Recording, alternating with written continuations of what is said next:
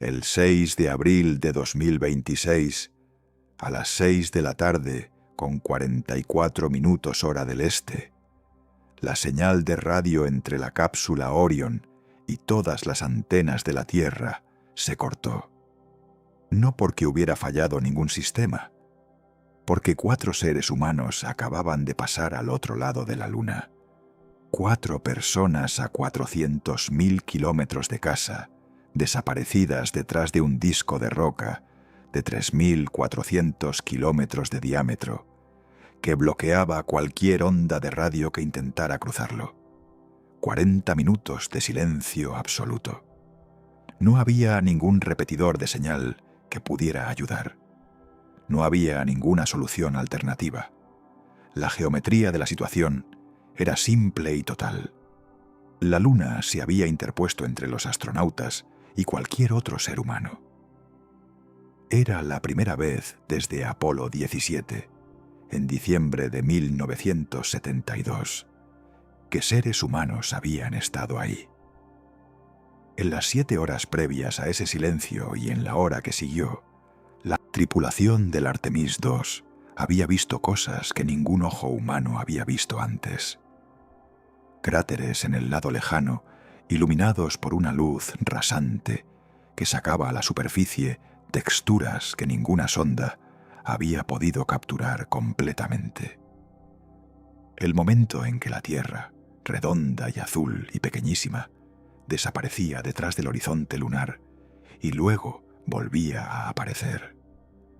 6 destellos de luz instantáneos en la superficie oscura de la Luna, cada uno la señal de un meteoro impactando la roca a miles de kilómetros por hora, mientras la tripulación observaba. Y al final, casi 1 hora de eclipse solar total desde un ángulo que ningún ser humano había tenido nunca. El Sol desapareciendo completamente detrás de la Luna mientras la corona solar, la atmósfera exterior del Sol normalmente invisible, brillaba en un halo alrededor del disco negro. Esta es la historia de lo que vio la tripulación del Artemis II. ¿Por qué fue científicamente extraordinario? ¿Y por qué importa que hubiera ojos humanos ahí en lugar de solo cámaras? Empecemos desde el principio.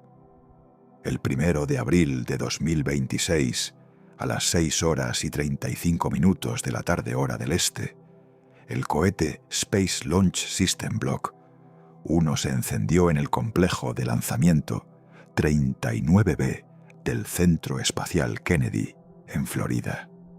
El mismo complejo de lanzamiento desde el que partieron misiones Apolo y transbordadores espaciales.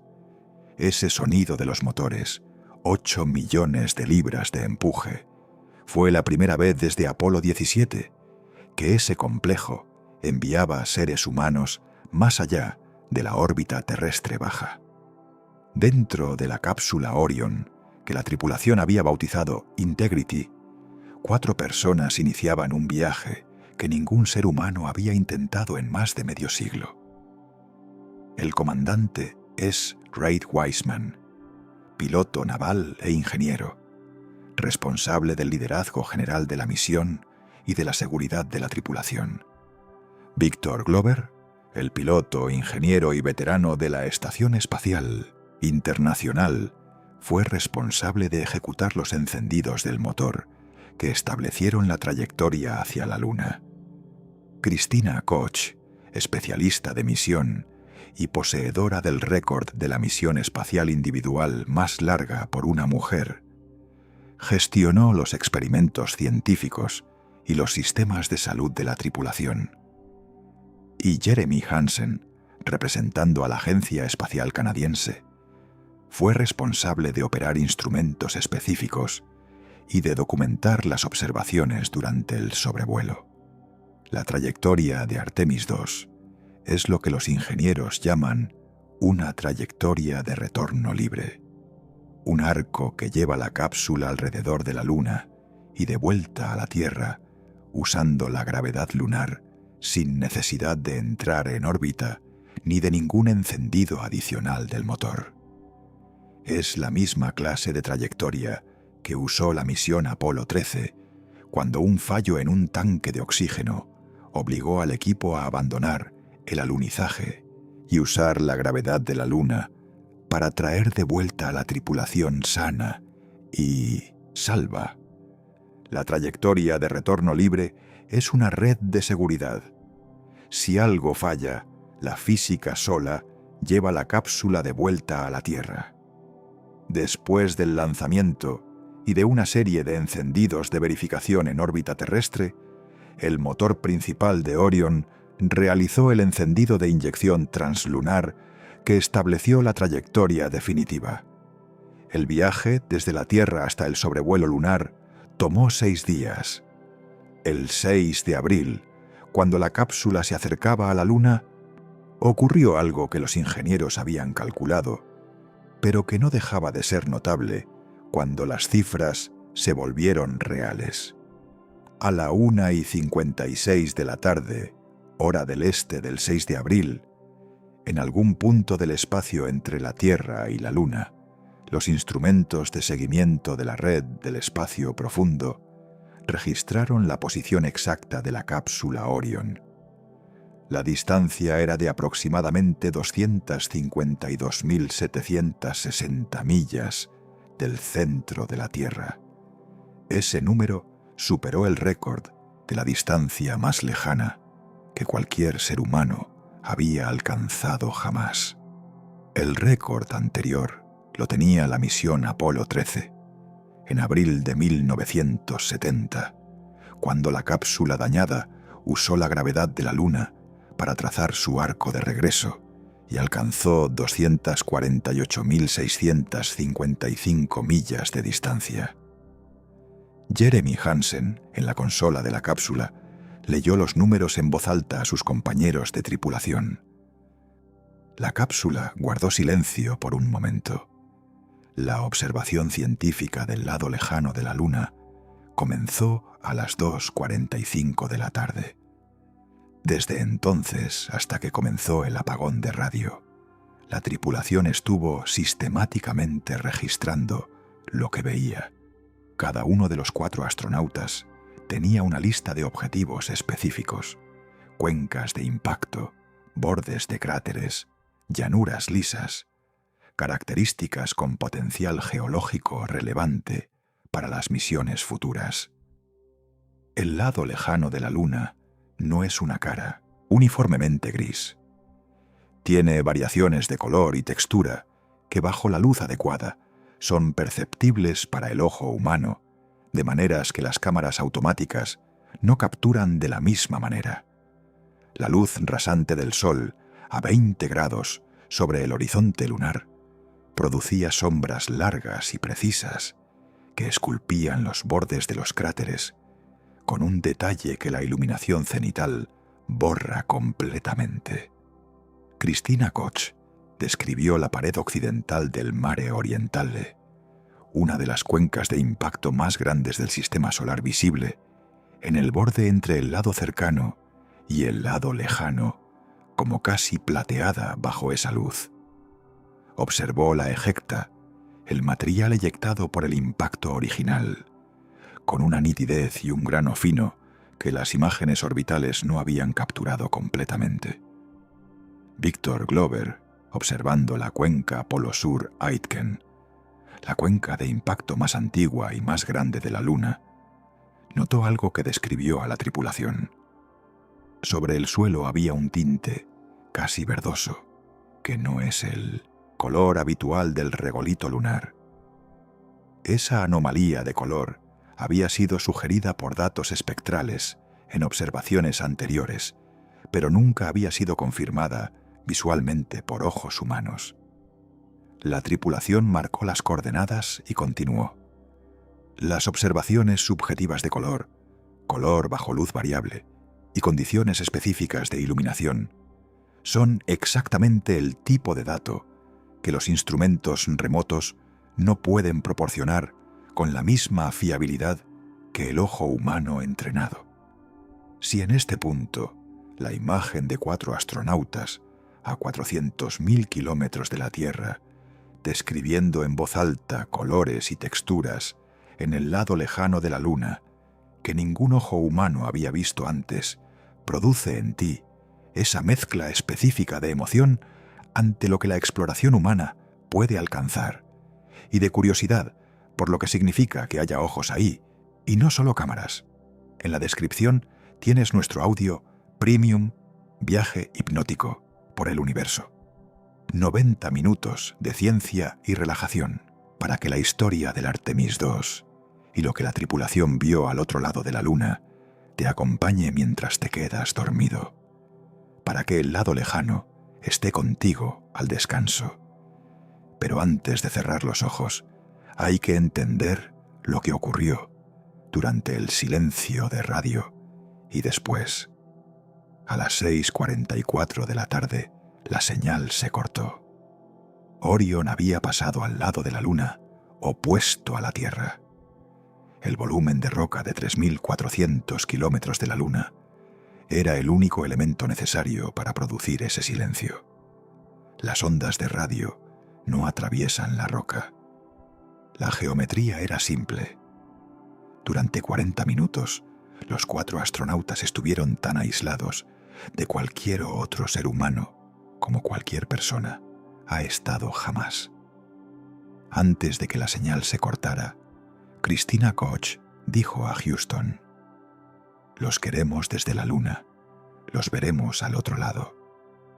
Dentro de la cápsula durante el apagón, los cronogramas estructurados que habían guiado el trabajo de las horas anteriores cedieron a algo más informal. Cada miembro de la tripulación se dirigió a una ventana. La superficie del lado lejano de la Luna estaba debajo de ellos, iluminada por la luz rasante del Sol, y no había ningún otro ser humano en ningún lugar de la galaxia que pudiera verla desde donde ellos la veían. Y luego, mientras la cápsula trazaba su arco alrededor del polo lunar, la Tierra apareció en la vista. Un crece de luz azul y blanca contra el negro absoluto del espacio. El hogar visible desde el lado de la Luna, donde nadie había mirado nunca. Jeremy Hansen describió el momento más tarde como algo que doblaba la mente. «¿Realmente sentiste que te habías transportado al lado lejano de la Luna?», dijo. La tripulación no estuvo ociosa durante el apagón. Continuaron las observaciones de la superficie. Y fue durante ese período de silencio cuando ocurrió algo que los científicos de la misión habían esperado pero no dado por seguro. Un destello de luz instantáneo en la superficie oscura de la Luna. Luego otro. Cada destello dura fracciones de segundo. Son la señal de un meteoroide impactando la superficie lunar a decenas de kilómetros por segundo. La Luna no tiene atmósfera que frene esas rocas antes del impacto. Llegan directamente a la superficie y la energía del impacto se libera instantáneamente como calor y luz. Durante las horas del sobrevuelo, la tripulación del Artemis II registró 6 de esos destellos, 4 antes del apagón, con confirmación inmediata a Houston. 2 durante el silencio de radio, registrado solo en las anotaciones a bordo hasta que la señal se restableció. La última vez que astronautas humanos habían visto destellos de este tipo fue durante las misiones Apolo en los años 60 y 70. Algunos tripulantes del Apollo reportaron haberlos visto en las partes no iluminadas de la Luna. Pero la documentación fue irregular y los instrumentos de aquella época no permitían registrarlos con la precisión que permiten los sistemas de la Orion. La confirmación humana en tiempo real, con marcas de tiempo y coordenadas, alimenta una base de datos que los equipos científicos de Houston comenzaron a comparar inmediatamente con las observaciones del Lunar Reconnaissance Orbiter. A las 7:25 de la tarde, la señal volvió. Fue casi un sonido físico en el centro de control de Houston, el primer crepitar de la radio restaurada. Christina Koch fue la primera voz en llegar. Es muy bueno escucharlos desde la Tierra de nuevo. La cápsula había completado su arco más cercano a la superficie lunar. La distancia de acercamiento máximo fue de aproximadamente 4.067 millas, unos 6.500 kilómetros de la superficie. La cápsula continuó su arco, alejándose de la Luna, hacia el punto de máxima distancia de la Tierra.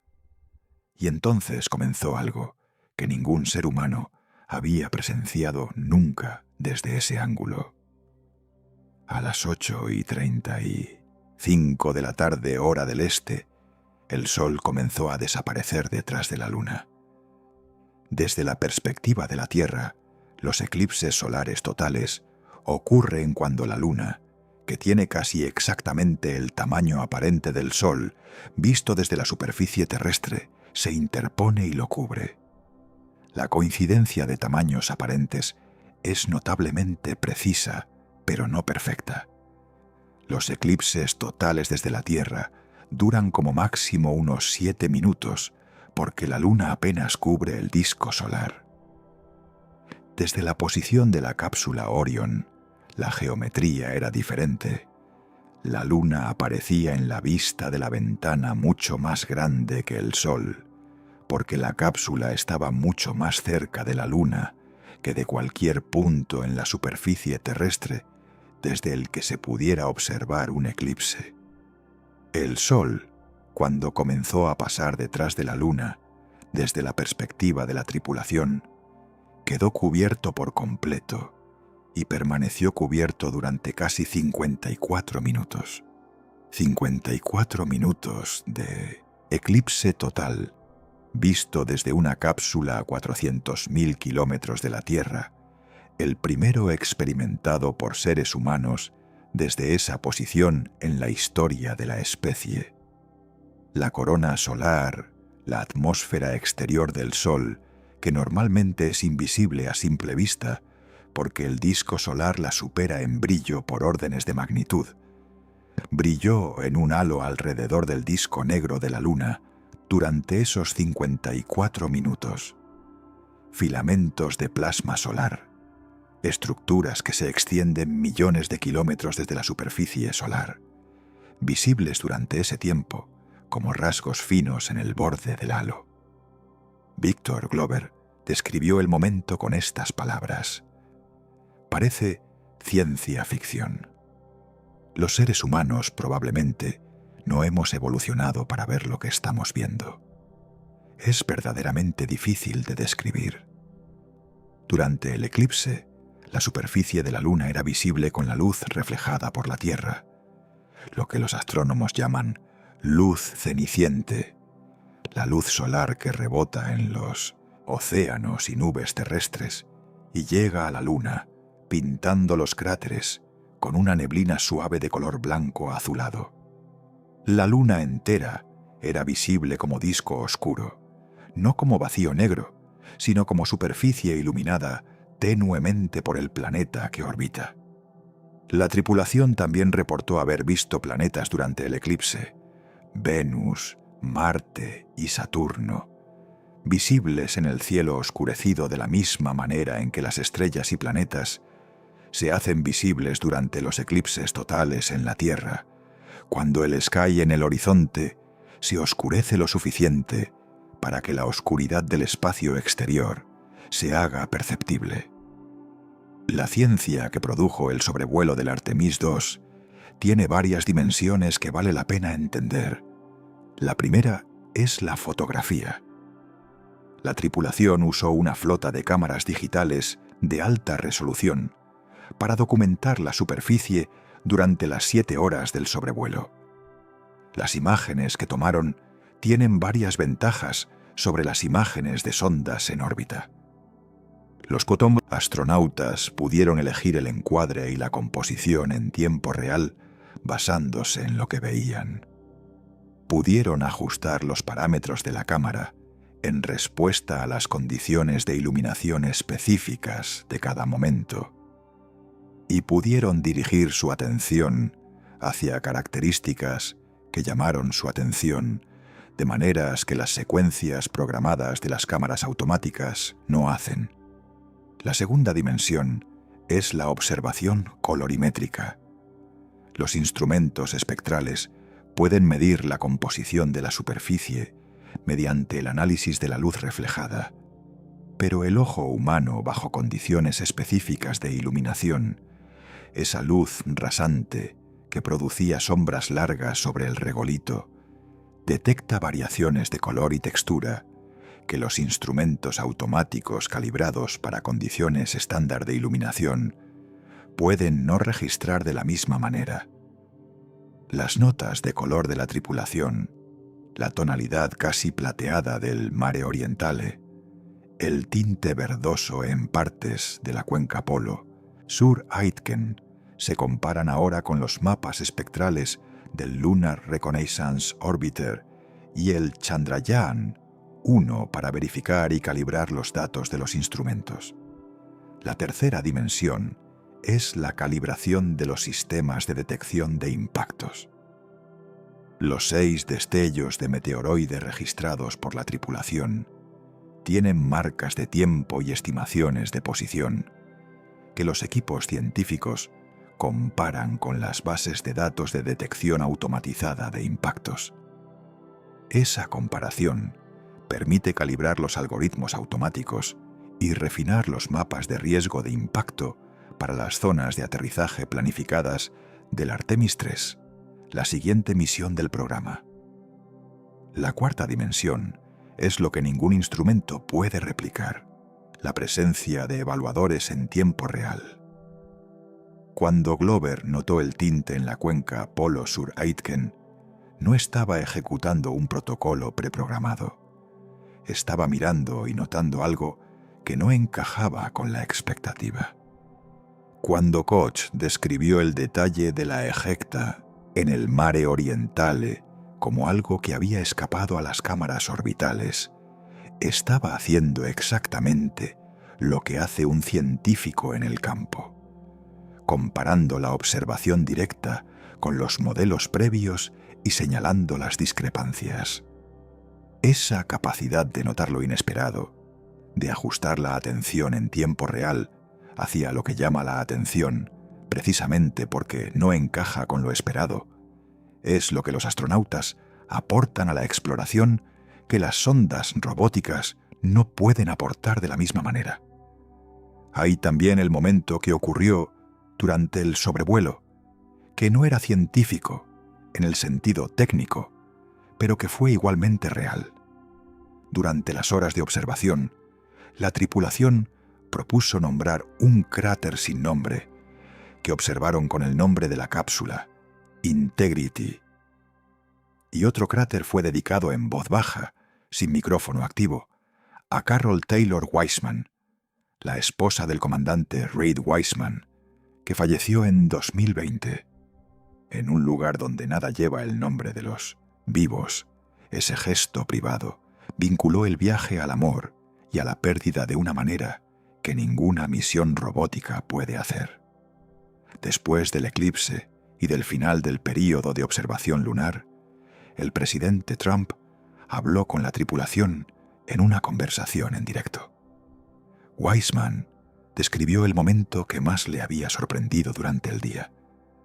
Volvíamos de detrás de la luna. Acabábamos de salir de un eclipse. Podíamos ver la corona del Sol. Y luego pudimos ver los planetas alinearse con Marte. Y todos comentamos lo emocionados que estamos de ver cómo esta nación y este planeta se convierten en una especie de dos planetas. Koch añadió: creo que uno de los momentos más grandes fue volver del lado lejano de la Luna y tener los primeros destellos del planeta Tierra de nuevo, después de haber estado sin comunicaciones durante 45 minutos. ¿Te recuerda realmente qué lugar tan especial tenemos? La misión continúa en su regreso a la Tierra. El amerizaje está previsto para el 10 de abril de 2026 en el Pacífico, frente a la costa de San Diego. Lo que la tripulación trajo de vuelta no cabe en las imágenes descargadas ni en las notas de datos. Parte de lo que trajeron es la descripción en primera persona de cómo se ve el lado lejano de la Luna, bajo una luz específica, en un momento específico, describido en el momento de verlo por personas capaces de interpretar lo que ven en el contexto de décadas de ciencia lunar previa. Esa combinación, la observación directa, más el contexto científico, más la capacidad de notar lo inesperado, es la razón por la que seguimos enviando personas y no solo máquinas. La respuesta a la pregunta de ¿por qué no es solo el asombro, aunque el asombro sea real y sea valioso? Es que los ojos humanos, en el momento correcto y bajo las condiciones correctas, ven cosas que los instrumentos automáticos no están programados para buscar, porque nadie sabía que había que buscarlas. 6 destellos de meteoroide. Un tinte verdoso en la cuenca Polo Sur Aitken. La pared occidental del Mare Orientale casi plateada bajo luz rasante. El sol coronado durante 54 minutos por un halo de plasma solar desde un ángulo que ningún ser humano había tenido antes. El lado lejano de la Luna fue visto por ojos humanos por primera vez en más de medio siglo, y lo que vieron ya está siendo analizado. Hay dimensiones del Artemis II y de lo que significó científicamente el sobrevuelo que merecen un desarrollo más completo. La primera es la historia de las anomalías de color en el lado lejano de la Luna, y por qué la observación humana en tiempo real tiene valor que los instrumentos remotos no pueden replicar. El lado lejano de la Luna tiene una composición geológica diferente del lado cercano. El lado cercano está dominado por las marías, las llanuras de lava solidificada que forman los oscuros parches que desde la Tierra parecen la cara de la Luna. El lado lejano tiene muchas menos marías y su corteza es más gruesa y más antigua. Esta asimetría entre los dos hemisferios lunares es uno de los grandes problemas no resueltos de la ciencia lunar. ¿Por qué la Luna es tan diferente en sus dos caras? El color del regolito lunar, la capa de roca fragmentada que cubre la superficie, lleva información sobre su composición. El regolito más viejo, expuesto a la radiación solar y a los impactos de micrometeoritos durante más tiempo, se oscurece en un proceso llamado maduración espacial. El regolito más reciente, expuesto por impactos recientes, es más brillante. Variaciones en la composición mineralógica de la roca subyacente producen diferencias de color que los instrumentos espectrales pueden medir. Lo que los espectrómetros en órbita han detectado en partes de la cuenca Polo Sur Aitken, la cuenca de impacto más grande y más antigua de la Luna, es un enriquecimiento en olivino, un mineral de color verdoso oscuro que normalmente está en el interior de los planetas rocosos y que la erosión volcánica o los impactos de gran escala pueden exponer en la superficie. La cuenca Polo Sur Aitken es tan grande y tan profunda que en su formación pudo haber excavado material del manto lunar, trayendo a la superficie material que normalmente está enterrado bajo decenas o cientos de kilómetros de corteza. El tinte verdoso que Glover reportó observar sobre el suelo de la cuenca es consistente con lo que se esperaría si esa interpretación es correcta. El hecho de que sea visible a ojo humano bajo las condiciones específicas de iluminación del sobrevuelo, la luz rasante, el ángulo de observación, no garantiza que sea olivino, pero sí proporciona una confirmación visual que los datos espectrales por sí solos no pueden dar. Los instrumentos espectrales miden promedios de área. Los ojos humanos pueden identificar variaciones locales que no son captadas por el promedio. La segunda dimensión que merece desarrollo es la física de los impactos de meteoroide en la Luna y por qué detectarlos es científicamente valioso. La Luna recibe continuamente el bombardeo de meteoroides, fragmentos de roca y metal de todos los tamaños, desde polvo hasta rocas de varios metros. Sin atmósfera no hay frenado aerodinámico.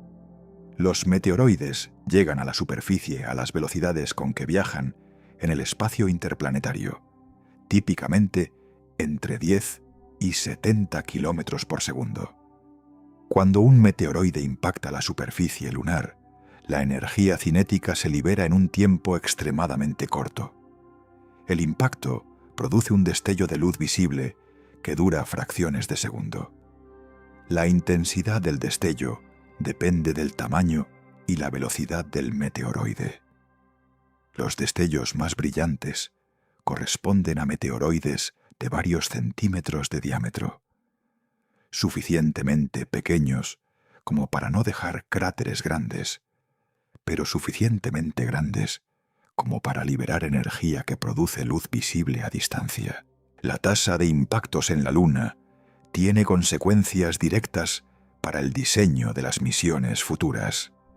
Saber cuántos impactos de qué tamaño ocurren, por unidad de área por unidad de tiempo, permite calcular la probabilidad de que un traje espacial, un hábitat o un vehículo sufra un impacto perjudicial durante el tiempo que pase en la superficie. Ese dato es esencial para el diseño de los sistemas de protección de las misiones de aterrizaje. El Lunar Reconnaissance Orbiter lleva años fotografiando la superficie lunar antes y después para detectar cráteres nuevos y estimar la tasa de impactos. Pero esas estimaciones están basadas en la comparación de imágenes tomadas en visitas separadas, no en la detección en tiempo real de los impactos mientras ocurren. Los destellos observados por la tripulación del Artemis II, con marcas de tiempo precisas, permiten comparar con cualquier observación simultánea de la superficie lunar y con los datos históricos del LRO. La tercera dimensión es la ciencia del eclipse solar observado durante el sobrevuelo. Los eclipses solares son oportunidades únicas para estudiar la corona solar, la atmósfera exterior del Sol. La corona tiene temperaturas de millones de grados, incomparablemente mayor que la superficie del Sol, a unos 5.500 grados centígrados, y todavía no hay una explicación completamente satisfactoria de por qué la corona es tan caliente. Los mecanismos propuestos incluyen el calentamiento por ondas de Alfvén, que son ondas de plasma generadas por los movimientos convectivos de la fotosfera solar, y el calentamiento por reconexión magnética, donde las líneas de campo magnético que se reorganizan liberan energía en el plasma circundante. Durante un eclipse total, la corona es visible en toda su extensión, con sus filamentos y bucles de plasma, sus corrientes y su estructura compleja. Desde la Tierra, los eclipses totales duran típicamente 2 a 4 minutos en cualquier punto dado, aunque la sombra de la Luna recorre la Tierra durante 1 hora o más. Desde la posición de la cápsula Orion, el eclipse duró 54 minutos, lo que proporcionó una oportunidad de observación de la corona incomparablemente más larga que cualquier eclipse terrestre. La comunidad de ciencia solar proporcionó a la tripulación un protocolo de observación específico para el eclipse, incluyendo descripciones de las estructuras de la corona que debían buscar y técnicas para fotografiarlas desde las ventanas de la cápsula. Las imágenes y las descripciones verbales de la tripulación durante el eclipse se están analizando para extraer información sobre la estructura de la corona y compararla con los modelos actuales. La cuarta dimensión es el contexto histórico completo de la misión dentro del programa Artemis. El programa Artemis tiene como objetivo establecer una presencia humana permanente en la Luna, empezando con misiones de exploración y construyendo hacia una base lunar. El Artemis II es la primera misión tripulada del programa, diseñada como vuelo de prueba de todos los sistemas del cohete SLS y la cápsula Orion con personas a bordo. El Artemis III, la siguiente misión prevista, será el primer alunizaje tripulado desde Apolo 17. Está planificada para 2028. La zona de aterrizaje prevista está en el polo sur lunar, donde hay evidencia de hielo en los cráteres permanentemente en sombra, hielo que podría ser una fuente de agua para los astronautas y posiblemente de propelente para misiones futuras. Los datos científicos del Artemis II tienen aplicaciones directas para esa planificación. Las observaciones de impactos de meteoroide informan el diseño de la protección de los hábitats y trajes de los astronautas en superficie. Las observaciones de color y textura del regolito polar contribuyen a la caracterización de las zonas de aterrizaje. Y la experiencia de la tripulación con el protocolo de observación científica en tiempo real permite refinar los procedimientos para las misiones futuras en las que los astronautas estarán más tiempo en el sistema lunar. La quinta dimensión es la discusión sobre por qué las misiones tripuladas tienen valor científico complementario al de las misiones robóticas, que no es una pregunta con respuesta única, sino un debate activo. Las misiones robóticas tienen ventajas claras. No tienen costos de soporte vital. Pueden quedarse en el destino indefinidamente sin necesidad de regresar. Pueden soportar condiciones que serían letales para seres humanos. Y en términos de costo por unidad de masa lanzada y por dato científico obtenido, son incomparablemente más eficientes. La respuesta a por qué enviar personas, a pesar de esas ventajas de las máquinas, tiene varios componentes. El primero es la adaptabilidad. Los robots ejecutan los programas que se les ha dado. No improvisan. No redirigen su atención hacia algo inesperado que aparece en su campo de visión, porque ningún programador anticipó exactamente eso. Los astronautas sí. El segundo es la interpretación en contexto. Un instrumento que mide el espectro de una roca no sabe cuáles son las otras rocas de los alrededores, qué estructura geológica las relaciona, cómo encajan en el contexto visual del paisaje más amplio. Un geólogo en el campo, mirando una roca en su contexto, saca conclusiones que ningún análisis de datos espectrales de esa roca en aislamiento podría producir. Los astronautas que son o tienen el apoyo de científicos en tiempo real pueden hacer ese tipo de interpretación contextual. El tercero es la tasa de exploración. Un rover como el Perseverance en Marte avanza a velocidades de decenas de metros por día. Un astronauta en superficie puede cubrir kilómetros en una actividad extravehicular. La capacidad de exploración física es incomparablemente mayor con seres humanos móviles. El cuarto es el factor político y de motivación. Las misiones tripuladas generan un nivel de atención pública y de apoyo político que las misiones robóticas, por muy exitosas que sean científicamente, no alcanzan. El Artemis II fue seguido en directo por millones de personas. Esa atención se traduce en apoyo político para el programa en su conjunto, incluyendo el financiamiento de las misiones robóticas que lo complementan. La sexta dimensión es la posición específica de esta misión en la historia de la exploración lunar, y lo que significa que los datos sean digitales y no analógicos. Las misiones Apolo en los años 60 y 70 usaban cámaras de película fotográfica. Las imágenes producidas tenían una resolución para su época notable, y el archivo de imágenes del Apolo sigue siendo científicamente valioso hoy.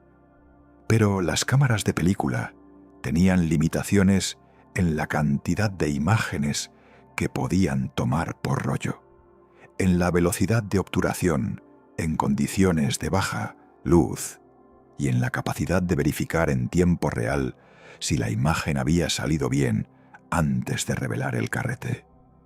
La tripulación del Artemis II usó cámaras digitales de alta resolución.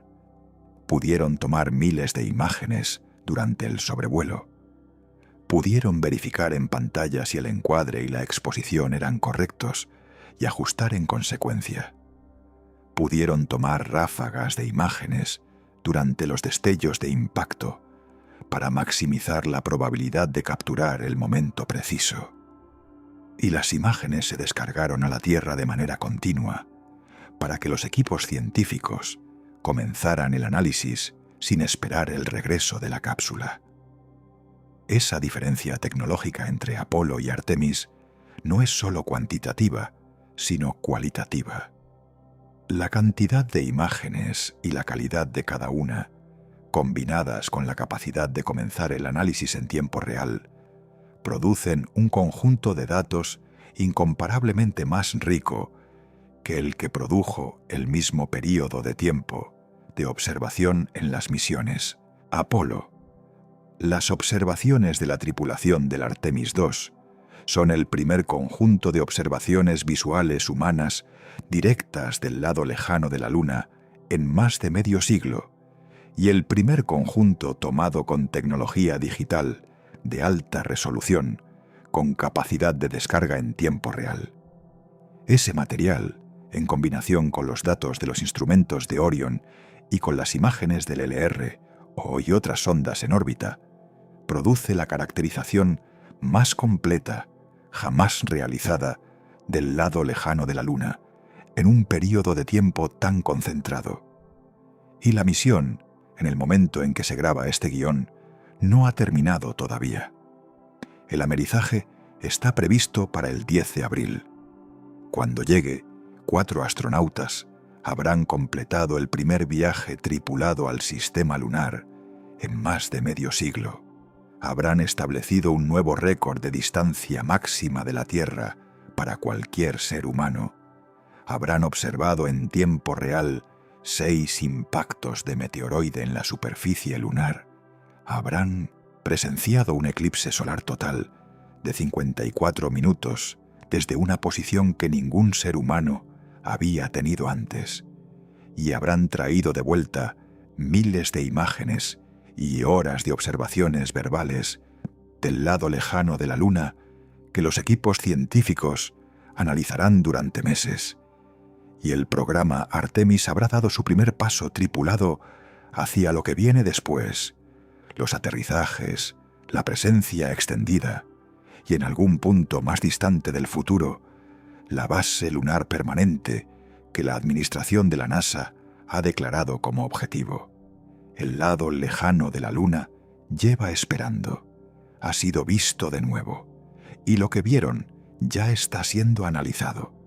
Hay dimensiones adicionales de la misión que merecen desarrollo porque revelan contexto que la narrativa del evento en sí misma no cubre.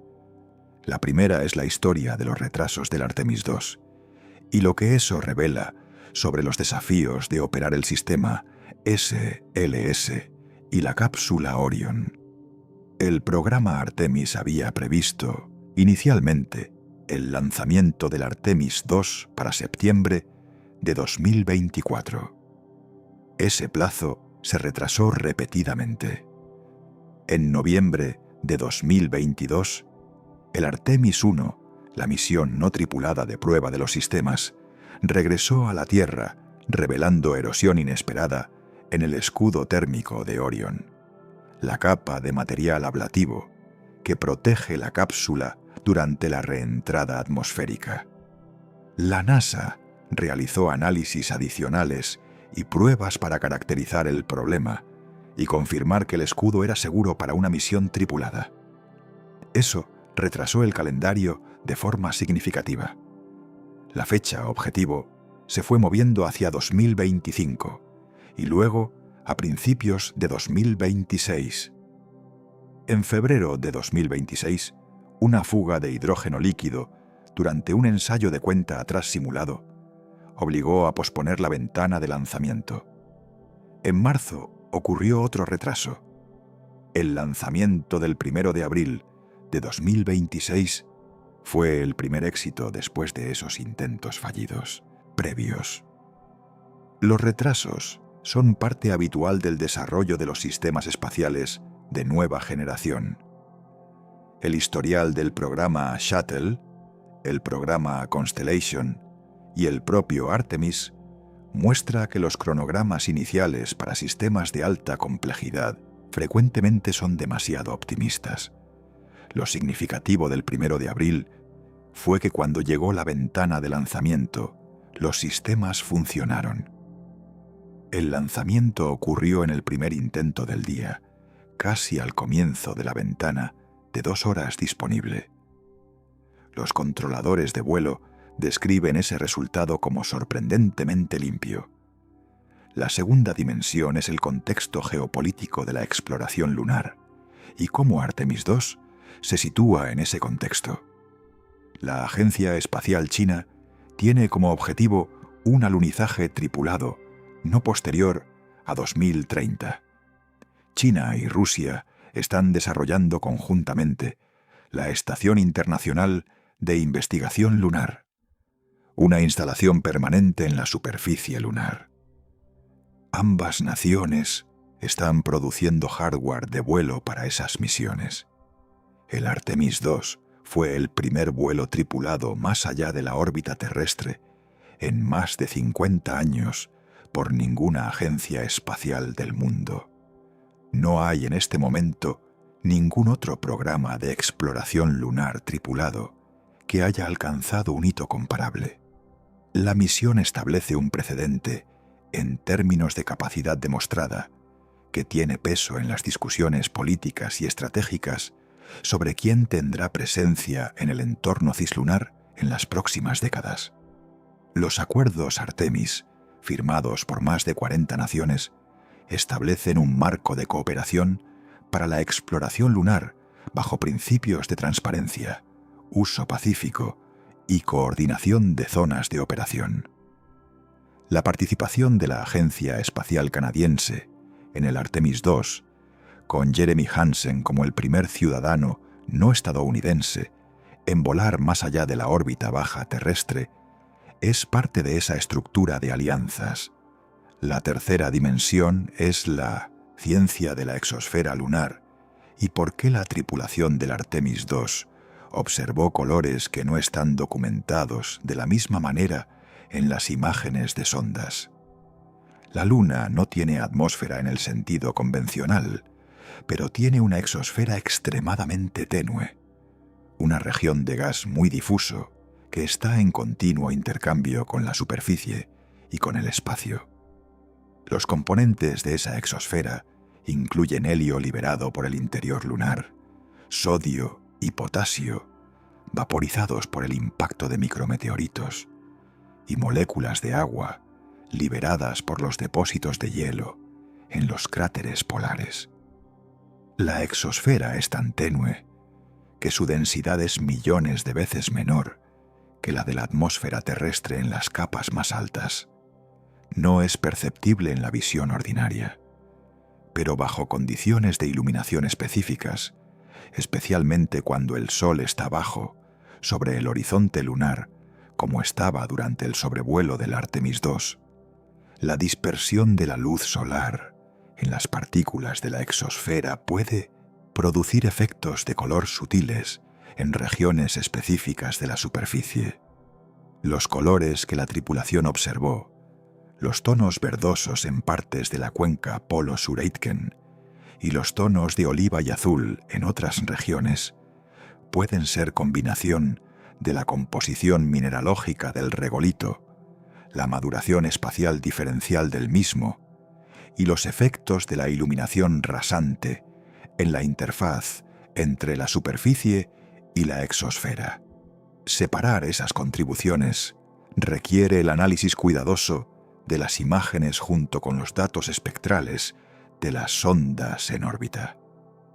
La cuarta dimensión es la importancia de los mensajes personales en el contexto de la misión.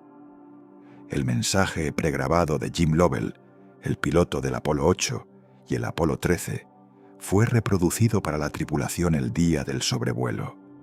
Lovell falleció en 2025. Su voz llegando a la tripulación del Artemis II, el día en que se convirtieron en los primeros seres humanos en rodear la Luna en más de medio siglo, es uno de esos detalles de la exploración espacial que une generaciones de maneras que ningún documento técnico captura. Lovell fue piloto del Apolo 8, la primera misión que llevó seres humanos a la órbita de la Luna en diciembre de 1968. En esa misión, desde la órbita lunar, los astronautas transmitieron una lectura del Génesis en Nochebuena, que fue escuchada por una audiencia que se estimó en 500 millones de personas, la mayor audiencia de televisión en la historia hasta ese momento. Y Lovell fue el comandante del Apolo 13, cuya tripulación sobrevivió una explosión a bordo y regresó a la Tierra usando la gravedad de la Luna como medio de retorno, precisamente la misma clase de trayectoria que usó el Artemis II.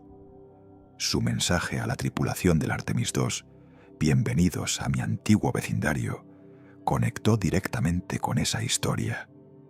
La propuesta de nombrar un cráter Carroll, en honor a Carroll Taylor Wiseman, la esposa fallecida del comandante, tiene también ese carácter de conexión personal con la exploración.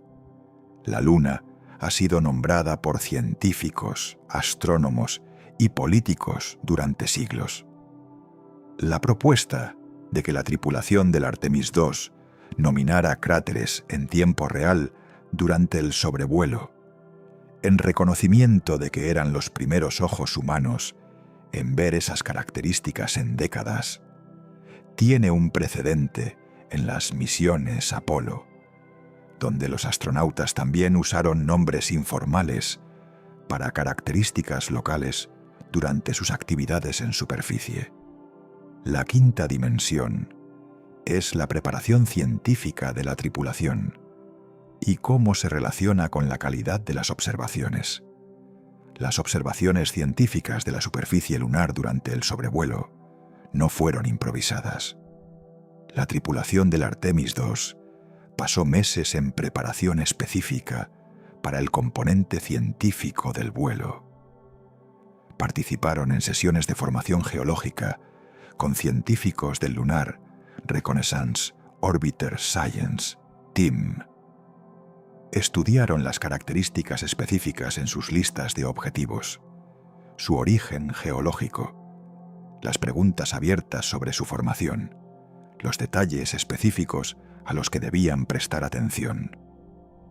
Ese entrenamiento es lo que permite que las observaciones verbales de la tripulación sean datos científicos y no solo impresiones visuales. Cuando Glover describe un tinte verdoso sobre el suelo de la cuenca Apollo-sur-Aitken, no es una descripción impresionista, es la observación de alguien que ha estudiado qué tipos de materiales producen esos colores en el regolito lunar y que está consciente de la hipótesis del olivino expuesto por el impacto de formación de la cuenca. El proceso de selección de los sitios de observación fue realizado por el equipo científico de la misión en consulta con la comunidad de científicos lunares.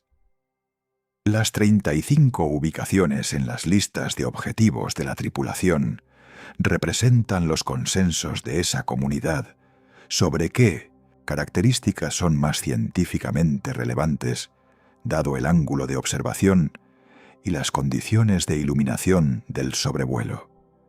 La comunicación entre la tripulación y el equipo científico en Houston durante el sobrevuelo fue continua.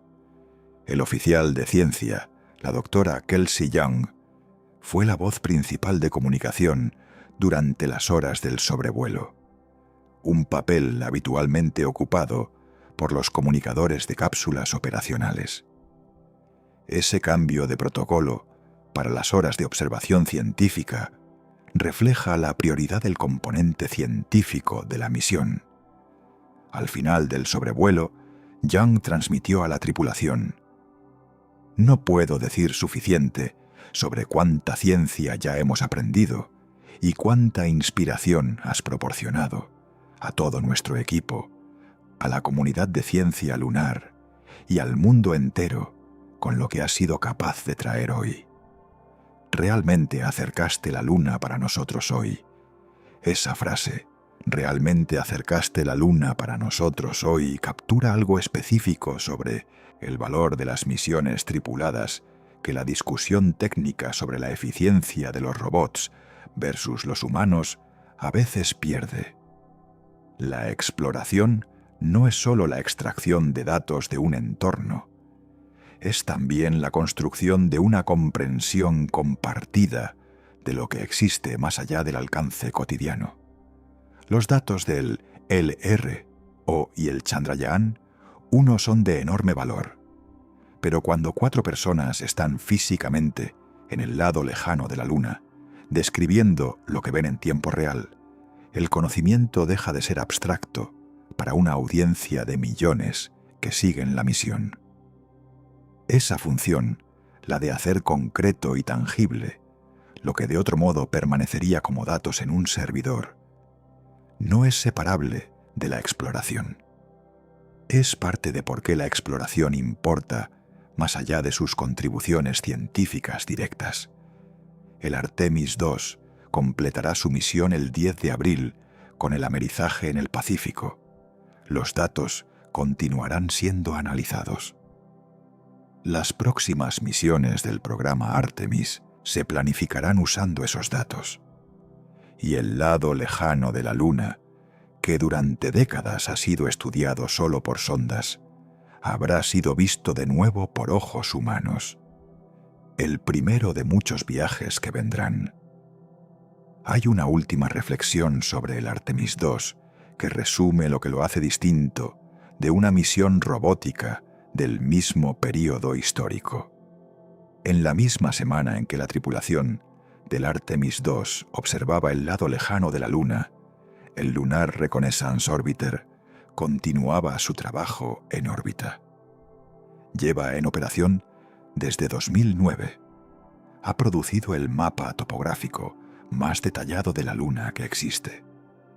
Sus cámaras han detectado docenas de nuevos cráteres de impacto, comparando imágenes tomadas en diferentes épocas. Sus instrumentos han caracterizado la distribución del hielo en los cráteres polares, medido la radiación en la superficie y detectado el calor interno de la Luna a través de las variaciones de temperatura del suelo. Todo eso sin ningún ser humano bordo, con una fracción del costo del Artemis II, con la posibilidad de quedarse en órbita indefinidamente acumulando datos sin el riesgo de perder vidas humanas. Y al mismo tiempo, no puede ver los colores del regolito bajo la luz rasante del atardecer lunar y notar que algo no encaja con la expectativa. No puede proponer en voz alta que un cráter sea nombrado en honor a la persona que lo observa por primera vez. No puede producir el tipo de presencia que une generaciones a través del mensaje de un astronauta del Apolo 8, llegando a la tripulación, que vuela el mismo tipo de trayectoria 57 años después. Ambas cosas son necesarias. Las sondas robóticas y las misiones tripuladas no son alternativas, sino complementos. La pregunta de cuándo enviar personas y cuándo enviar máquinas no tiene una respuesta universal, sino que depende de qué se quiere lograr y de qué tipo de conocimiento se está buscando. Para la caracterización sistemática de la superficie de la Luna con instrumentos de precisión, el LRO o es insuperable. Para la adaptabilidad en tiempo real, la interpretación contextual y la conexión de la exploración con la experiencia humana directa, el Artemis II hace cosas que el LR no puede. El programa Artemis planifica construir sobre ambas. Las misiones robóticas de la Iniciativa de Servicios de Carga Lunar Comercial, CLPS, están llevando instrumentos científicos a la superficie lunar en los próximos años. La misión Artemis III llevará astronautas al polo sur lunar para la primera actividad extravehicular en la superficie desde Apolo 17. Las misiones sucesivas prolongarán las estancias y extenderán el alcance de la exploración. El Artemis II fue el paso de verificación de todos los sistemas que necesita funcionar para que eso sea posible. Y funcionó. La cápsula Integrity, con sus 4 astronautas, su escudo térmico revisado, sus sistemas de soporte vital, sus instrumentos científicos y sus miles de fotos del lado lejano de la Luna, está en camino a casa. El amerizaje el 10 de abril cerrará la misión. Pero los datos que trae continuarán produciendo ciencia durante meses y posiblemente años, y las imágenes que la tripulación tomó del lado lejano de la Luna bajo la luz específica de ese sobrevuelo, imágenes que ningún instrumento anterior había tomado desde esa geometría bajo esas condiciones, son parte del registro permanente de lo que la humanidad ha visto de su vecino más cercano en el espacio. El lado lejano de la Luna fue visto por primera vez de cerca en la era digital. Por primera vez con este tipo de cámaras, desde este ángulo, bajo esta luz. Y lo que vieron ya está siendo analizado por los científicos en Houston y por todos los que seguimos la misión desde aquí, desde el otro lado de los 400.000 kilómetros de vacío que los separan de nosotros hoy. Hay también el significado específico de que la misión ocurra en este momento de la historia de la exploración espacial, cuando los debates sobre el futuro de la presencia humana en el espacio están más activos que en ningún otro momento desde el programa Apolo. El administrador de la NASA, Jared Isaacman, ha declarado que quiere ver una base lunar construida para 2036 a un costo de $30.000 millones. Eso requiere un ritmo de lanzamiento y de entrega de carga a la superficie lunar incomparablemente mayor que el del programa Apolo. Requiere la participación del sector comercial con SpaceX y Blue Origin desarrollando los vehículos de aterrizaje lunar que el Artemis III y el Artemis IV usarán. El Artemis II demuestra que el sistema de transporte, el cohete SLS y la cápsula Orion funciona con tripulación. Esa demostración es el prerequisito para cualquier misión de aterrizaje. Sin ella, no hay datos de rendimiento real del sistema, con personas a bordo, para planificar las misiones siguientes. En ese sentido, el Artemis II no es el comienzo de la historia de la exploración lunar del siglo XXI. Es la verificación de que esa historia puede comenzar. Y comenzó el 1 de abril de 2026, con 4 astronautas a bordo de una cápsula llamada Integrity, saliendo de la Tierra por primera vez en más de 50 años hacia el espacio profundo, rumbo a la Luna. Y lo que vieron en el camino ya cambió lo que sabemos del lado lejano.